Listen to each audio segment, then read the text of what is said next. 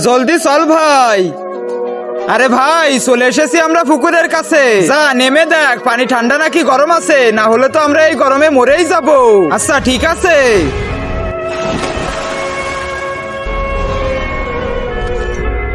আরে এত সময় হয়ে গেল, ও এখনো বাইরে আসছে না কেন?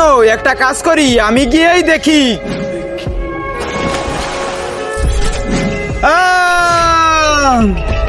আরে ভাই আমরা কোথায় চলে আসলাম? আরে তোমরা আবার কারা? তোমরা এত ছোট কেন? আমরা সবাই লিলিবুটি, আর আমরাই তোমাদেরকে এখানে এনেছি। কিন্তু কেন? চলো আমাদের সাথে।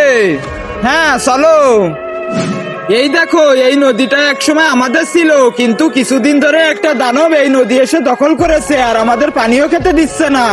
আমরা যদি পানি খেতে না পারি তাহলে আমরা পুরো লিলিবুটি সমাজ মরে যাব। তুমি এই দানবকে তাড়িয়ে আমাদের বাঁচিয়ে নাও। ঠিক আছে, আমরা যেটা বলতেছি ওইটাই করো। চল ভাই। আরে দানব কোথায় লুকিয়ে আছিস? বাইরে আয়। তোরা আবার এখানে এসেছিস? হ্যাঁ, আমরা তোকে এই নদী থেকে তাড়াতে এসেছি। আচ্ছা, তাহলে তোরাই আমাকে এই নদী থেকে তাড়াতে এসেছিস? আমরা না, ওরাই তাড়াবে তোকে। কিন্তু তার আগে তুমি যদি আল্লাহকে ভালোবেসে থাকো তাহলে ভিডিওতে লাইক দিয়ে চ্যানেলটাকে সাবস্ক্রাইব করে দাও। আর যদি না করো তাহলে বুঝবো তুমি আল্লাহকে ভালোই বাসো না। কমেন্টে বলে যাও আই লাভ আল্লাহ। আরে শালা, তোরা এই নদীতে কি করতেছিস?